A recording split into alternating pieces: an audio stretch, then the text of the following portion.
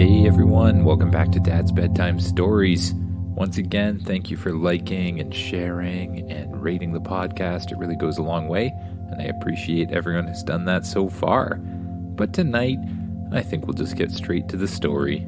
This is episode 73. Can somebody give an elf a home planet here?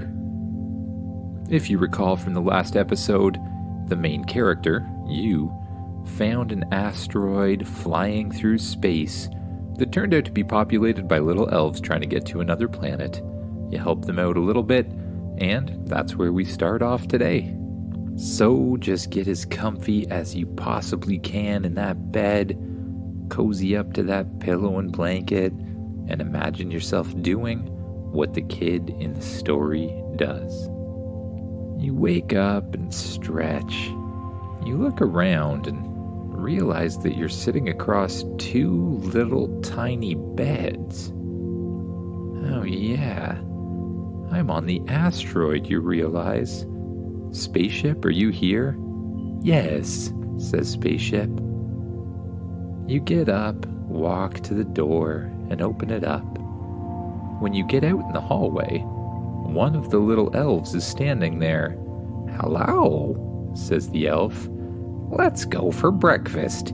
We have a lot to discuss. You follow the elf through the hall, down to an elevator.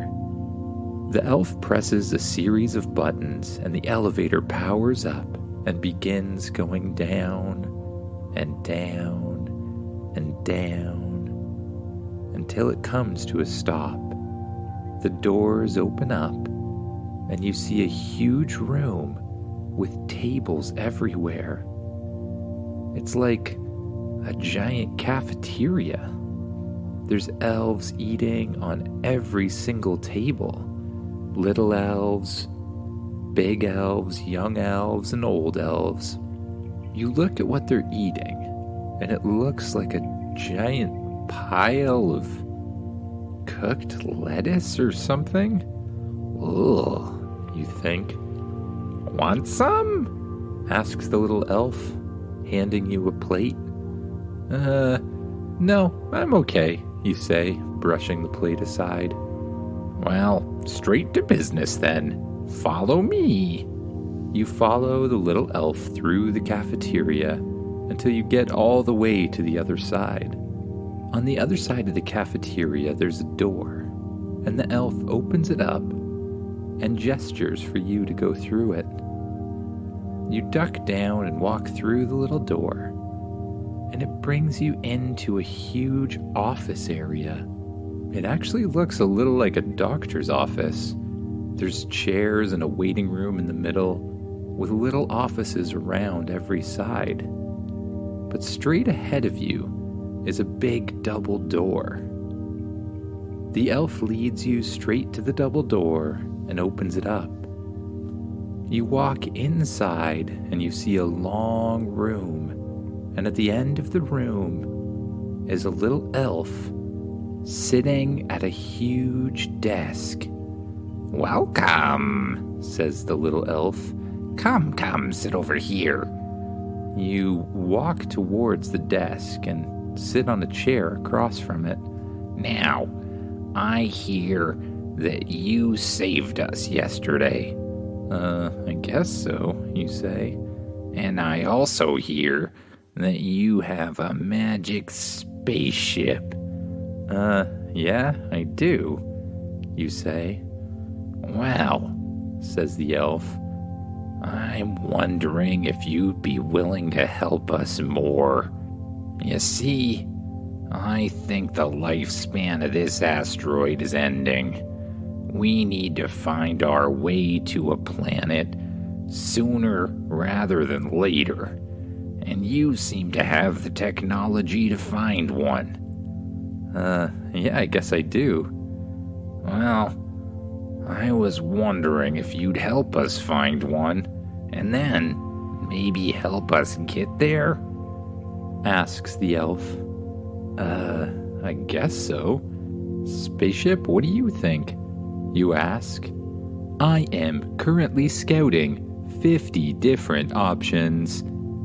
You're already scouting 50 different options, you ask? Yes. When you were sleeping, I took the liberty of printing several probes. I have sent them all to different planets. Each one is assessing the suitability of the planet for the elves, explains the spaceship. Really? Did you find one that's very suitable? You ask. Yes, says the spaceship. I have found the perfect planet. It has vegetation similar to the elves, and there are currently no sentient life forms living there. Awesome. Well, how long will it take to get there, you ask? At our current speed, it will take 1,600,045 years to get there, explains the ship. Spaceship, I think that might be a little too long. Understood, says Spaceship. However, if we create engines for the asteroid and then pull it from the front, we should be able to get there in 1 week, explains the ship. Well, that sounds a lot better. Why didn't you say that in the first place? You ask. I don't know, says the spaceship. Well, get printing those things then, you say. There is one problem, says the ship. I am out of material from building the large moon base. We will need to acquire more raw ore and other forms of matter, explains the ship. All right, find the nearest asteroid field and let's get going, you say. Already found, says the spaceship. Well, don't you just think of everything? Yes, says the spaceship. I do. I guess we better get going, you say to the elf at his desk. We have a lot to do. Can I come with you? Asks the elf. Oh, I guess so. Lead the way back up to the surface, you say. The elf gets down off of his seat and leads the way to a back exit from his office. A big metal door opens up, and when you step inside, you come to a staircase. You follow the elf up the staircase to a door at the top. Better put on your spacesuit. This door leads to outside, says the elf. You press the button on your watch and your spacesuit folds out around your body, covering you from head to toe in a protective suit of armor. The little elf puts on a very small suit of armor himself and then hits a button. The door pops open and you walk out onto the asteroid. Spaceship, do your thing, you say. The spaceship begins to glow. It flies in front of you and it grows and grows until it's the size of a full-sized ship. The back hatch opens and you and the little elf climb on board. The inside looks pretty much the same, but this time there's 2 seats at the control panel. You walk up to the control panel and take one of the seats by the steering wheel. The little elf sits down on the other one, but the ship, realizing the elf can't see, adjusts the height of the seat until the elf is propped up high enough to see the view screen. Spaceship, set a course for those asteroids. Setting course now, says the ship. The ship flies up into the air and then suddenly jumps to super hyperdrive, and just as quickly drops out of it. As soon as you stop, you find yourself in a huge asteroid field with asteroids flying in every direction. You suddenly see one coming right towards you and grab the steering wheel, pulling it all the way to the right, narrowly avoiding the asteroid. Oh, that was close, you say, "There's another one," says the little elf, pointing straight ahead. This time you press forward on the steering wheel and dive straight down, and then loop up underneath it. You pay careful attention as you fly left and right through the asteroid field. All right, spaceship, we're gonna need to absorb one of these things. Which one should we aim for, you ask? Detecting asteroid composition. The spaceship shines out a huge scanning light that shines across all of the asteroids in the area. Asteroid detected. This asteroid should be perfect. It has all base materials we need, says the ship. You fly over towards the asteroid that the ship's requested, and you come in for a landing on top of it. Once again, the ship claws onto the asteroid with special landing gear. Material extraction commencing, says the ship. A huge laser shoots out at the bottom of the ship, straight down into the asteroid. It begins to turn the asteroid into energy. After a while, the entire asteroid is glowing a blue color, and then it begins to be sucked into the bottom of the ship. Bit by bit, you watch the asteroid change into energy, break apart, and get sucked right into the ship. Asteroid absorbed, says spaceship. Awesome. And we didn't even run into any giant asteroid eating worms or anything this time. That's perfect. Let's get out of here, you say. You turn the steering wheel around. And suddenly, things are looking a little bit dark. Can you try turning on a big light, spaceship? I can't see where I'm going. Everything became really dark. A large spotlight turns on in front of you, and as you move it around, you start to see something strange. It kind of looks pinkish, and then you see some flashes of white, which looks strangely like teeth. And then you see some more teeth, and then you realize you're flying into a giant mouth. Get out of here, you say to spaceship. Spaceship tries to turn around, but too late. The giant mouth of some sort of gigantic creature closes down around you. It's okay, you say. I've gotten out of things like this. Use the tickle ray, you say to spaceship. A laser pops out of the front of the ship and fires towards the roof of the mouth of the giant creature. But nothing really happens this time. And then you see a bright light appearing on every side. A bright light that looks a little bit like fire. The fire gets bigger and bigger and starts shooting out of the mouth on every single side. Spaceship, what's going on? It seems whatever creature this is has a mechanism to cook its food before eating it. Well, we're its food. We gotta get out of here now, you say. Agreed, says spaceship.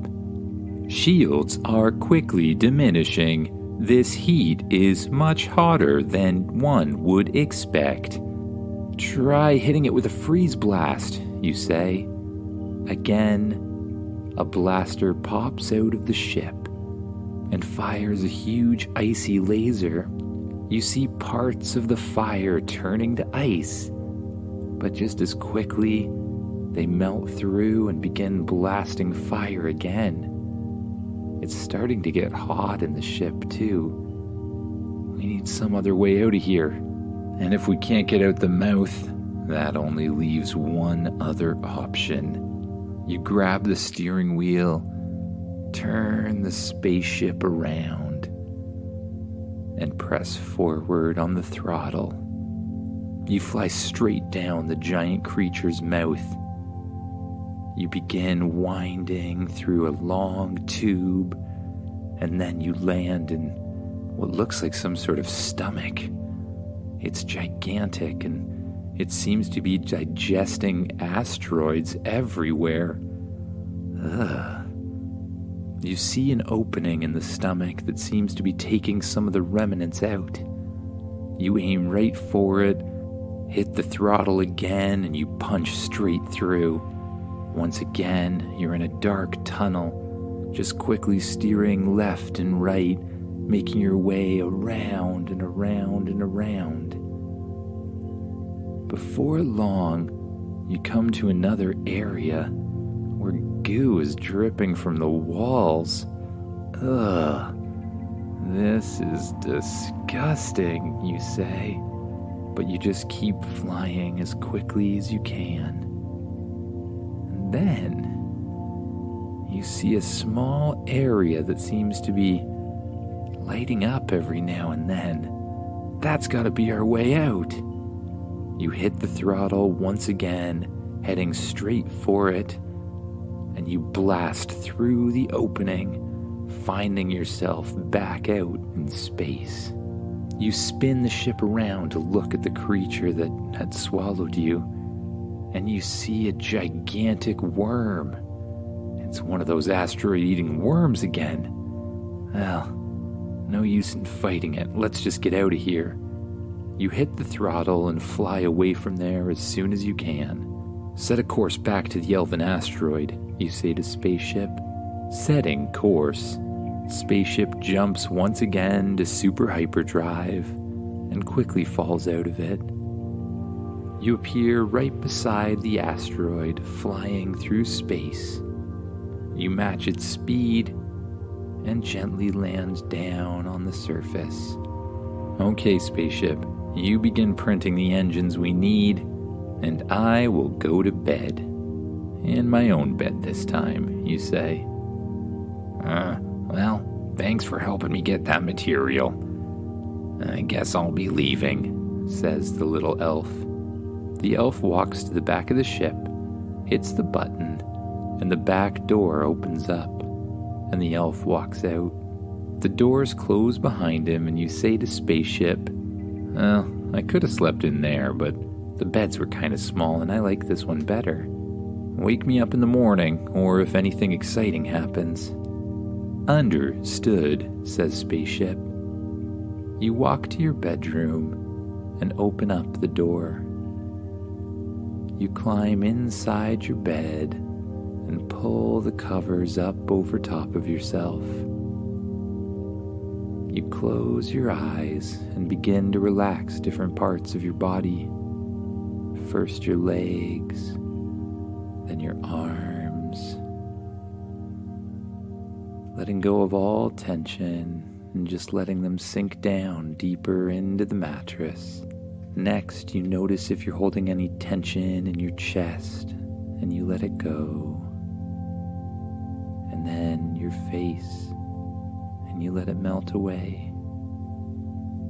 You just lay there, noticing how comfortable the bed is.